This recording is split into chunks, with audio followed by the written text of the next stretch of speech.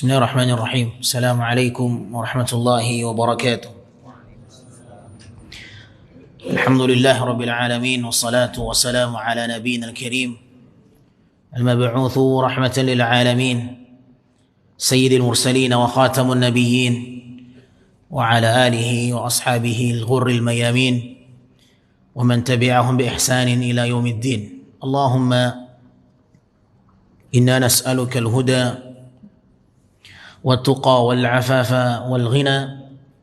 اللهم إنا نسألك علما نافعا ورزقا طيبا وعملا متقبلا. اللهم علمنا منه ما جهلنا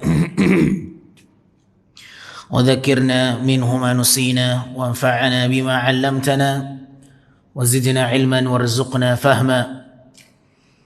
أما بعد، فإن أصدق الحديث كلام الله، وخير الهدى هدى نبينا محمد صلى الله عليه وسلم، وشر الأمور محدثاتها، فإن كل محدثة في الدين بدعة، وكل بدعة ضلالة، وكل ضلالة في النار.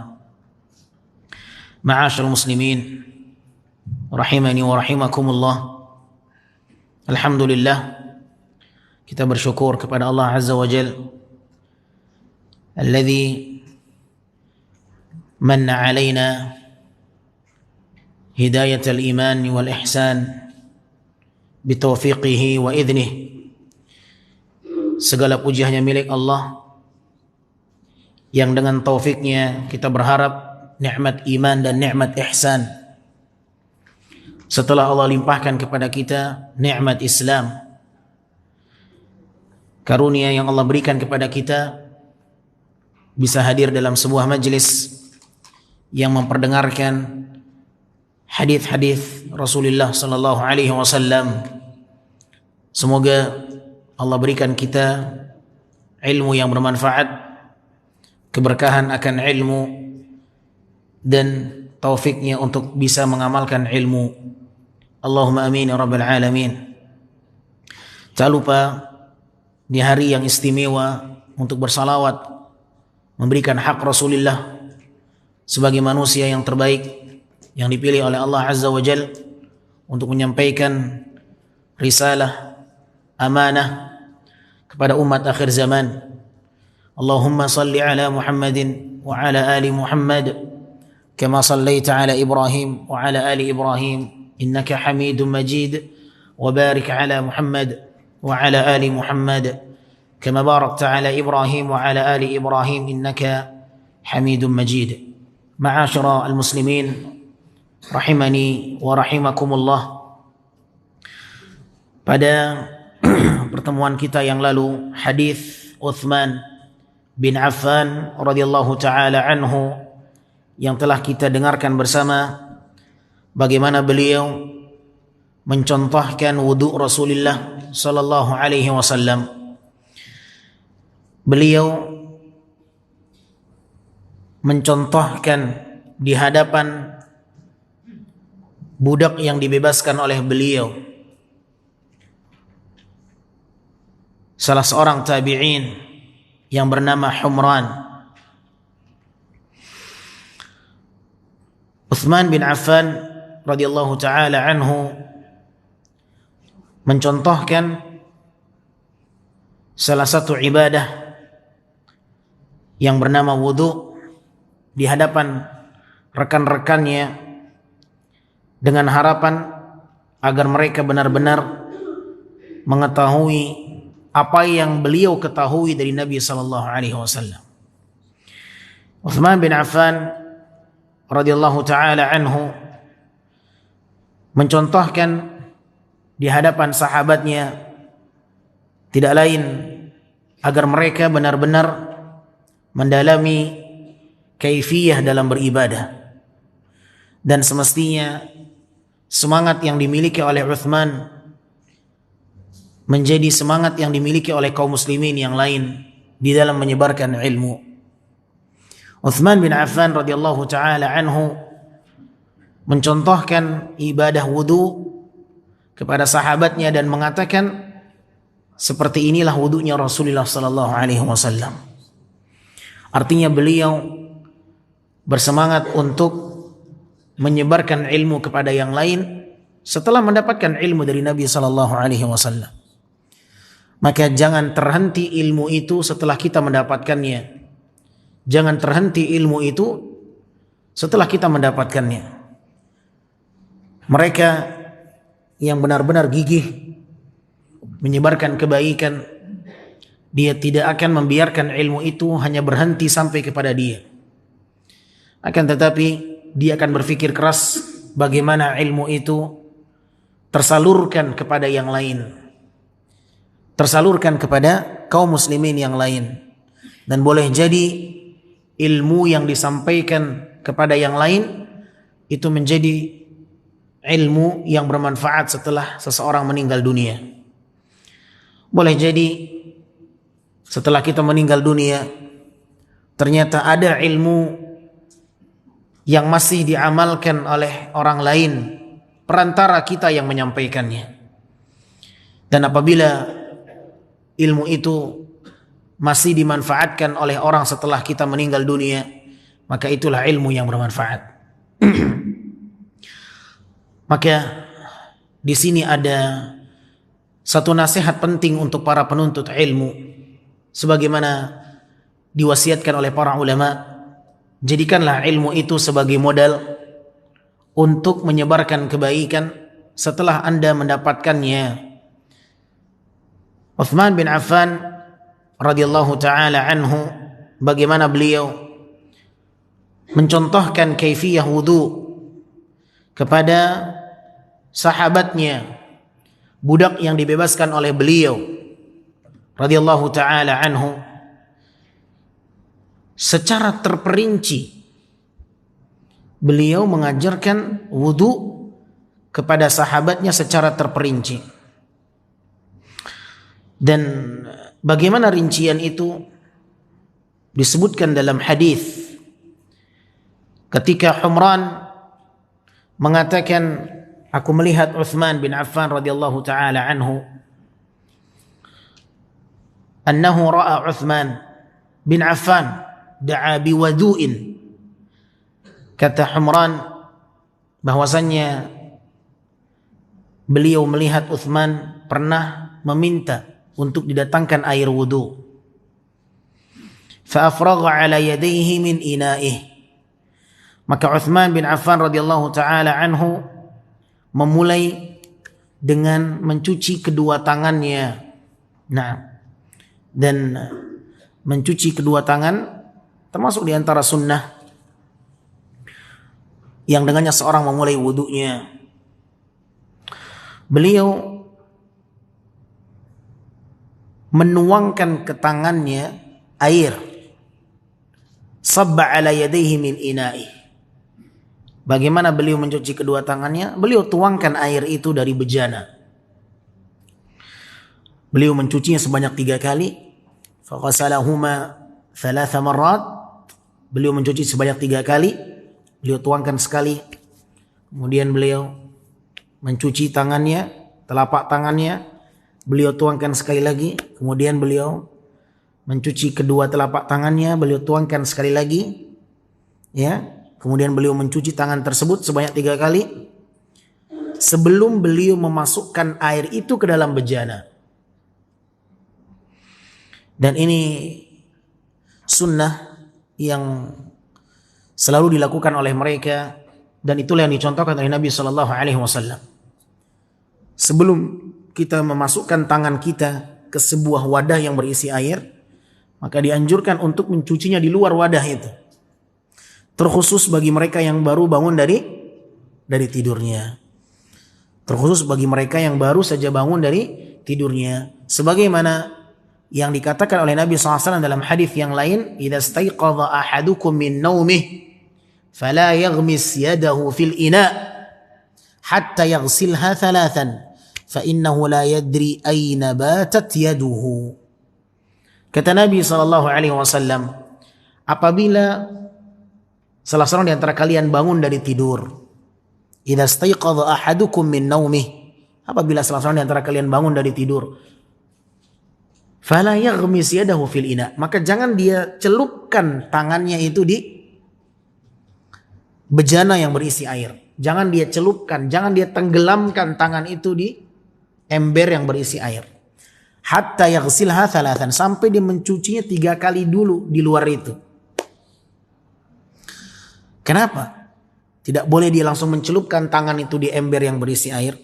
Fa innahu la yadri aina batat yaduhu, karena dia tidak mengetahui tangan itu di mana dia bermalam, di mana dia singgah ketika tidur di malam hari.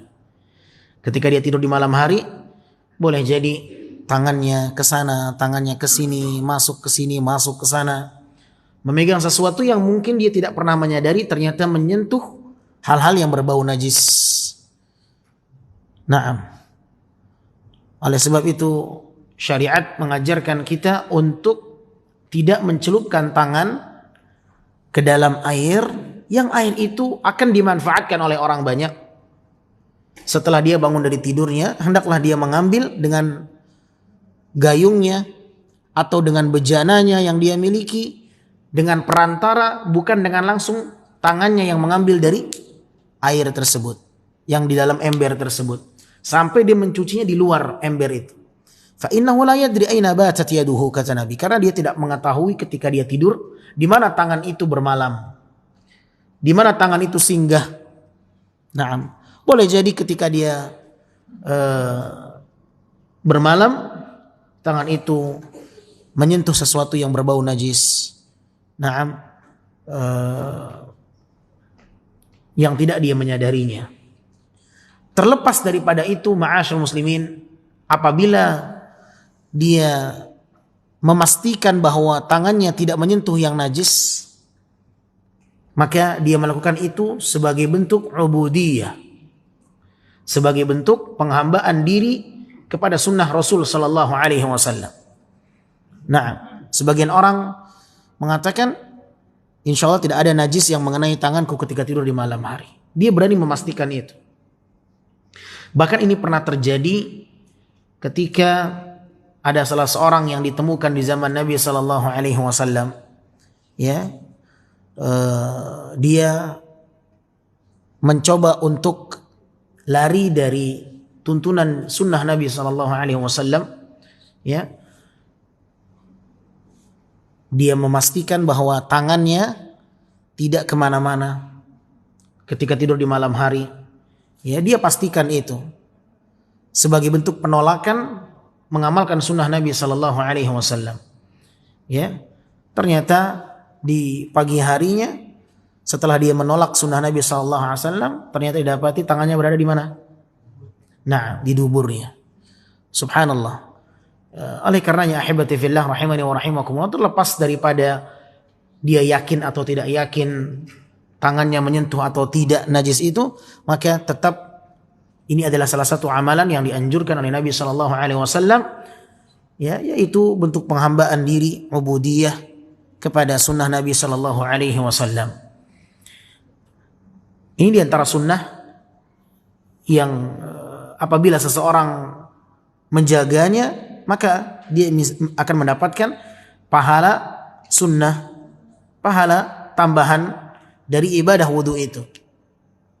Kemudian setelah Uthman bin Affan radhiyallahu anhu menuangkan air dari bejana itu, mencuci kedua tangannya sebanyak 3 kali, sebelum beliau memasukkan tangannya langsung ke dalam bejana itu, tanzifan wa inqa'an lahuma, ya, sebagai bentuk upaya untuk membersihkan tangannya terlebih dahulu. Karena tangannya nanti akan dia gunakan untuk membasuh, mencuci semua anggota wudu yang lain. Maka sangat pantas alat yang digunakan untuk membersihkan itu harus lebih bersih dahulu. Harus lebih bersih dahulu, terkhusus dari najis. Thumma adkhala yaminahu fil ina. Setelah bersih, maka beliau mengambil air dengan tangan kanannya. Utsman bin Affan radhiyallahu anhu mencelupkan tangan kanannya di bejana itu, dengan tangan kanannya beliau mengambil. Ya. Adkhala yaminahu fil ina fa akhadha minhu bi kaffih. Beliau mengambil satu telapak tangan air yang diambil oleh beliau dengan satu telapak tangannya. Ini yang dicontohkan oleh siapa? Oleh Utsman bin Affan. Thumma tamadmadha, setelah beliau mengambil satu air dengan satu telapak tangannya, tangan kanannya, apa yang beliau lakukan? Tamadmadha, beliau berkumur-kumur dengan air itu. Nah, beliau berkumur-kumur bi an adkhala al-ma' fi famihi wa harrakahu wa adarahu thumma alqahu li ghaslihi ghuslan jayyidan thumma alqa al-ma'a wa akhrajahu min famihi. Beliau masukkan air ke dalam mulutnya, wa harrakahu, dan beliau mulai untuk menggerakkan air yang ada dalam mulutnya itu, wa adarahu, beliau putar-putar air dalam mulutnya itu, thumma alqahu, kemudian beliau pun mengeluarkan air tersebut setelah mencucinya dengan baik. Beliau keluarkan air itu dari mulutnya. Wastansyaqa, setelah beliau berkumur-kumur, beliau beristinsyak. Beliau beristinsyak, berarti cara yang didapatkan oleh Utsman dari Nabi sallallahu alaihi wasallam itu terpisah antara kumur-kumur dengan istinsyak, karena ada kaifiyah lain di mana menggunakan satu telapak tangan yang berisi air itu langsung air dimasukkan ke dalam mulut dan rongga hidung sekaligus. Namun kaifiyah yang dibawakan oleh Utsman radhiyallahu taala anhu sifatnya tersendiri. Diambil air untuk berkumur-kumur, kemudian setelah itu diambil air lagi untuk istinsyak. Apa itu istinsyak? Bi an jadzabal ma' birihi anfihi, dia mengambil air tersebut, kemudian dia menghirup air itu ke dalam rongga hidungnya, li'isalihi ila a'lal anfi wal khayashim, agar air itu sampai kepada bahagian atas rongga hidung itu. Wastanthara, setelah itu beliau beristinthar. Setelah beliau masukkan air itu ke dalam rongga hidung, maka beliau pun mengeluarkan kembali air tersebut. Liyunadhifa anfahu mimma bihi minal adha, sehingga diharapkan air yang keluar dari hidungnya itu benar-benar membersihkan semua kotoran yang melekat di dalam hidungnya. Thumma ghasala wajhahu 3 marrat, selesai kumur-kumur, selesai istinsyak, istinthar, maka beliau mengambil air kemudian membasuh wajahnya 3 kali. Wa haddul wajh min manabiti sya'ri ra's ila asfali dhaqn, dan batasan wajah itu dimulai dari tumbuhnya rambut di kepalanya itu. Nah, batasan wajah, dikatakan wajah itu dimulai dari tumbuhnya rambut kepala dia sampai kepada bahagian bawah dhaqn, dagu. Naam. Wa min syahmatil udhunain, kemudian dari bahagian samping telinganya, ini syahmah namanya. Apa namanya ini? Pelipis. Pelipis. Tayyib. Ini pelipis Lah bukan rahang. Rahang di sini. Ini apa ini? Ini syahmah, bahasa Arabnya syahmatil udhun. Jadi ada di depan telinga ini namanya syahmah. Pelipis? Syahmatail udhunaini yaminan wa yasara. Ini batasan wajah. Nah, dari atas permulaan rambut yang standar. Kenapa saya katakan itu? Karena ada orang yang botak, yang tidak ada rambutnya. Nah, maka yang standar, ya, di mana tumbuhnya rambut, itulah dia standar dikatakan wajah. Kemudian dari bahagian telinganya ini syahmatai al-udhunain, kanan dan kiri, wal muradu ta'mimul wajh, dari bagian bawahnya batasannya itu bagian bawah dagu ini. Na'am, asfalidz dzaqn. Dan yang dimaksudkan adalah bagaimana dia menjadikan air di wajahnya itu mengenai semua permukaannya. Wa ghasala yadayhi kulla wahidatin ila al-mirfaqain. Kemudian Utsman bin Affan radhiyallahu taala anhu mencuci kedua tangannya, ya. Setiap satu tangannya dia basuh sampai kepada sikunya 3 kali. kemudian setelah itu beliau mengusap kepalanya. Wal mashu dunal ghasli, dan mengusap itu berbeda dengan mencuci, membasuh. Ya, perintah bahagian kepala adalah diusap, bukan dibasuh sebagaimana anggota wudu yang lain. Sebagaimana anggota wudu yang lain. Al mashu dunal ghasl. Ya, mengusap itu hanya sebatas apa? Sebatas lewat. Naam, sebatas lewat saja. Naam, tidak digaruk-garuk, dimasukkan jari-jarinya di rambut, tidak. Tapi mengusap itu hanya lewat saja. Kalau mencuci, ya betul-betul digosok, membasuh. Naam. Sebagaimana yang dicontohkan dalam riwayat yang lain bahwa Nabi SAW ketika membasuh wajahnya, di antara basuhan beliau adalah takhlilul lihyah, menyela-nyela jenggot beliau sallallahu alaihi wasallam. Ini bagian dari membasuh. Bagian dari membasuh itu betul-betul helai-helai jenggot itu dipastikan mengenai air. Setiap helainya itu. Makanya Nabi SAW menyela-nyela jenggot beliau ketika beliau berwudu dan ketika membasuh bagian wajahnya. Namun ketika mengusap tidak. Nabi hanya melewatkan saja, yang menjalankan tangannya yang basah dengan air, ya beliau bawa dari depan ke belakang, belakang ke depan lagi. Ini salah satu kaifiyah, yang dicontohkan Nabi SAW. Kaifiyah yang lain dalam redaksi hadis yang lain, boleh seseorang tidak dari depan ke belakang, kemudian balik lagi ke depan, tetapi dia memilih untuk mengusapnya sesuai dengan arah rambut. Sesuai dengan apa? Sesuai dengan bentuk rambut dia. Belah kanan misalnya atau belah pinggir, dia usapkan seperti ini. Tengah. Atau kalau seandainya tidak ada belahan, misalkan baru tumbuh rambutnya. Tapi para ulama mengatakan ini dengan tujuan karena mereka khawatir rambutnya berantakan. Dan itu yang pernah dicontohkan Nabi SAW dalam redaksi hadis yang diriwayatkan oleh Imam Tabrani. Dan itu diperbolehkan. Ya, kalau dia khawatir rambutnya berantakan, maka dia boleh menjalankan tangannya, mengusap dengan tangannya sesuai dengan arah rambut. Sesuai dengan arah rambutnya. Ya, dia misalkan belah tengah, kemudian dia tidak dia bawa dari depan ke belakang, balik lagi ke depan, tidak. Ini diantara pilihan yang boleh dipilih oleh seseorang, salah satu diantara keduanya.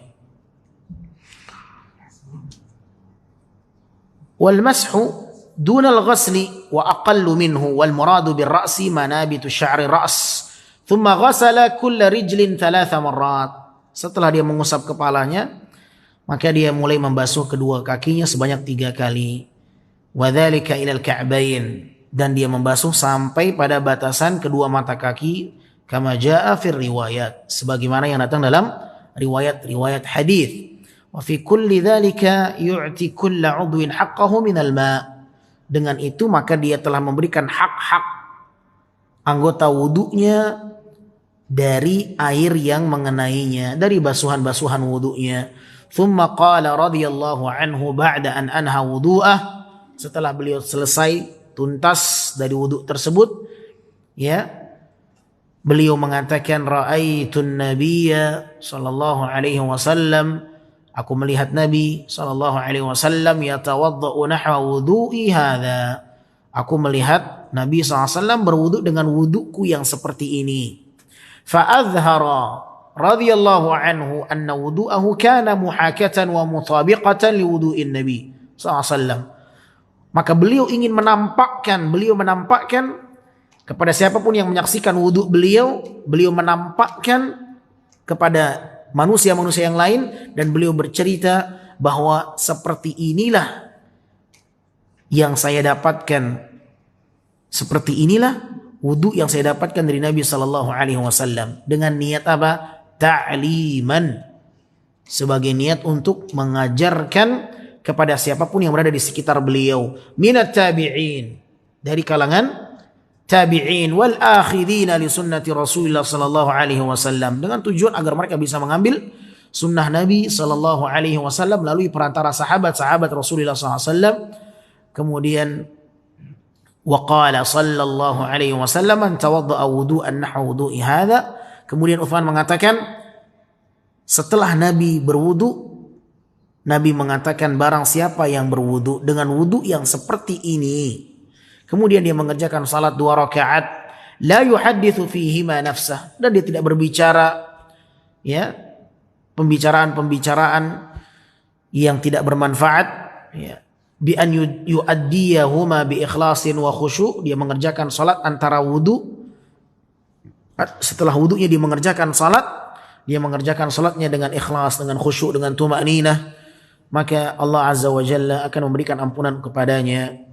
Dan ampunan dosa di sini adalah dosa-dosa yang kecil, dosa-dosa yang kecil. Li'annal kaba'ir la budda laha min taubah, karena dosa besar adalah dosa yang membutuhkan taubat.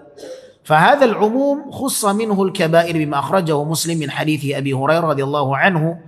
Dan dosa-dosa besar ya tidak masuk dalam ketentuan yang dihapuskan dengan wudu, sebagaimana yang disebutkan dalam hadis melalui jalur Abu Hurairah radhiyallahu anhu. Nabi mengatakan salawatul khams, salat yang 5 waktu, Jumat ke Jumat, Ramadan ke Ramadan, di antara keduanya adalah pelebur dosa selama dia menjauhi dosa-dosa besar. Artinya dosa-dosa besar tidak masuk dalam ketentuan yang dihapuskan. Kemudian ahibati fillah rahimani wa rahimakumullah,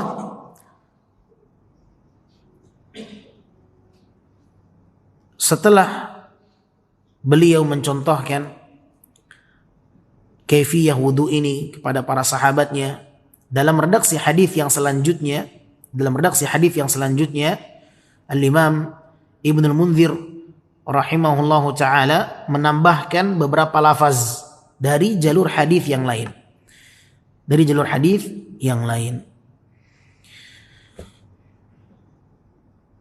Yaitu riwayat Imam Muslim dibawakan dengan lafaz wa kanat salatuhu wa mashyuhu ila al-masjid nafilah. Utsman bin Affan radhiyallahu taala anhu ketika mengatakan, seperti inilah yang aku lihat dari Nabi SAW cara wudu. Kemudian Nabi mengatakan, tawadda'a mithla wudu'i hadza, thumma qala, Nabi mengatakan barang siapa yang berwudu dengan wudu yang seperti ini, ghufira lahu ma taqaddama min dzambi, Allah akan hapuskan dosa-dosanya yang telah lalu, dan salatnya dan jalannya ke masjid adalah nafilah. Wa mashyuhu wa kanat salatuhu wa mashyuhu ila al-masjid nafilah, dan salatnya, jalan kakinya menuju masjid adalah tambahan pahala baginya. Nah, berarti dianjurkan seorang untuk berjalan menuju masjid, ya, bagi mereka yang bisa menjangkau masjid dengan berjalan, maka itulah yang terbaik. Wa kanat salatuhu, dan salatnya dan jalan kakinya menuju masjid adalah tambahan pahala baginya. Baik. Kemudian lafaz hadis yang juga dibawakan oleh Al-Imam Ibnu Munzir, ya, beliau mengatakan, ma min imri'in yatawadda'u fayuhsinu wudu'ahu illa ghufira lahu ma bainahu wa baina salati al-ukhra hatta yusalliyaha. Tidaklah seorang berwudu lalu dia membaguskan wudunya, melainkan dia akan diampuni antara wudunya dengan salatnya tadi, sehingga dia benar-benar selesai mengerjakan salat. Subhanallah. Tidaklah seorang berwudu dan memperbaiki wudunya, ya, melainkan dia akan diampuni antara wudunya dengan salat yang dia kerjakan sampai benar-benar dia menunaikan salat. Sebagaimana yang telah kita singgung pada pertemuan yang lalu, inilah yang dimaksudkan dengan salat sunnah ba'diyah wudu. Salat sunnah ba'diyah wudu, atau salat yang dia kerjakan setelah wudu, baik itu salat sunnah atau salat fardu. Nah, baik itu salat sunnah atau salat fardu.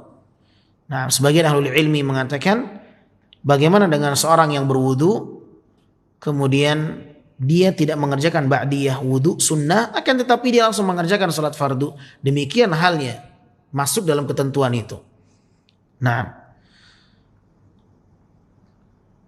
dalam redaksi hadis yang dikeluarkan oleh Imam Ibnu Majah, ada tambahan lafaz wala yaghtar ahada, dan janganlah seseorang itu tertipu. Lafaz tambahan dari Nabi SAW, wala yaghtar ahada, dan janganlah ada seorang pun yang tertipu. Ya, apa maknanya? Apa maknanya? Dalam redaksi hadis yang lain di nomor 183, ya, Utsman bin Affan mengatakan wala taghtarru. Setelah beliau menyampaikan bahwa akan diampunkan dosa-dosanya yang lalu bagi mereka yang berwudu, kemudian mendatangi masjid, kemudian sholat 2 rakaat, kemudian dia duduk, Allah ampunkan dosa-dosanya dia yang telah lalu. Kemudian Nabi mengatakan wala taghtarru, dan janganlah kalian tertipu. Ada lafaz tambahan, dan janganlah kalian tertipu. Setelah Nabi mengatakan apa? Allah akan ampunkan dosa-dosanya yang lalu. Makna dari kata wala taghtarru, dan janganlah dia menjadi orang yang tertipu, maknanya adalah bahwa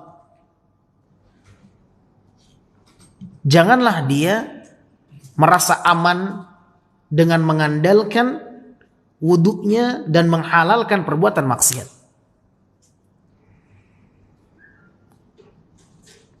Itu makna dari kata wala taghtarru. Dan janganlah dia menjadi orang yang tertipu. Maknanya apa? Maknanya adalah bahwa ketika wudu dikatakan membersihkan dosa-dosa yang sebelumnya, ghufira lahu ma taqaddama min dzambi. Ya, kemudian Nabi kaitkan fala taghtarru, dan janganlah kalian tertipu. Maknanya atau maksudnya, ya, bahwa janganlah dia menganggap remeh perbuatan dosa, karena cukup nanti dengan berwudu dihapuskan semua dosa dia. Janganlah dia merasa aman, ya, karena itu adalah orang yang tertipu. Dia menghalalkan perbuatan maksiat dengan alasan bisa dibersihkan nanti dengan wudu. Apalagi yang dilakukan adalah dosa-dosa besar.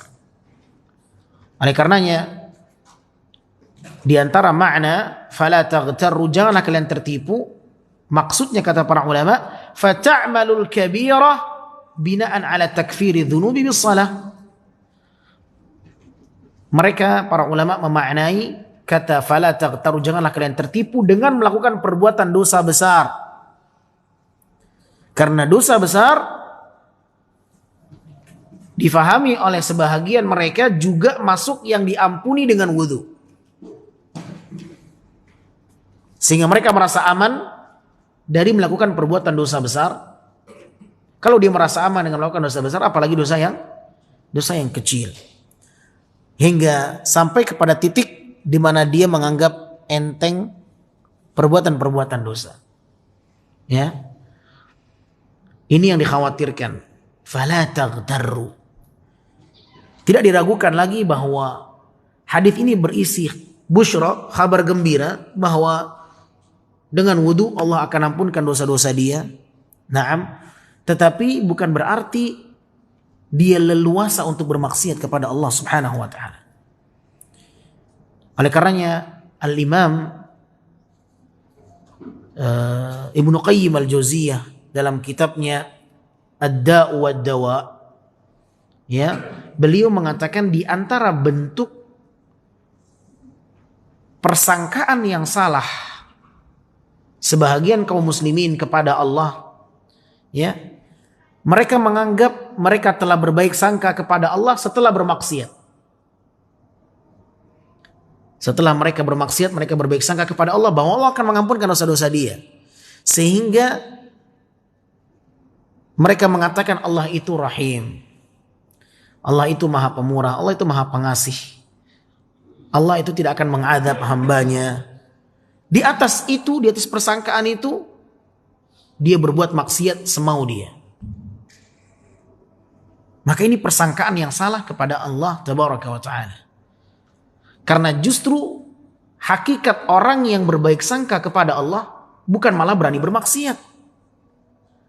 Bukan malah berani bermaksiat. Al-Imam Al-Hasan Al-Basri rahimahullah membawakan sebuah perkataan, sesungguhnya orang yang berbaik sangka kepada Allah adalah orang yang melakukan kebaikan kepada Allah. Tetapi orang yang dikatakan berburuk sangka kepada Allah adalah orang-orang yang melakukan keburukan. Dan ini ungkapan yang begitu dalam. Ya, mereka menghalalkan perbuatan buruk mereka dengan mengatakan bahwa Allah itu maha pengasih, Allah maha penyayang. Sehingga mereka telah salah dalam persangkaan mereka. Maka dibantah bahwa orang yang justru berbaik sangka kepada Allah itu adalah orang yang tidak berani berbuat maksiat. Nah, bukan malah berani berbuat maksiat. Makanya dia telah tertipu dengan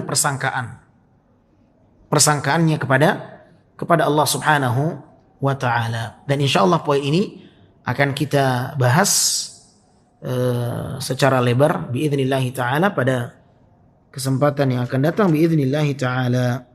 Wallahu a'lam bissawab. Ada pertanyaan?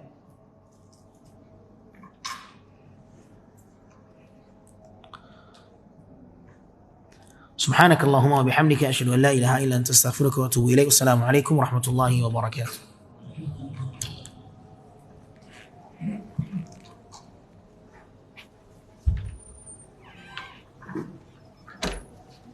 Allahu Akbar.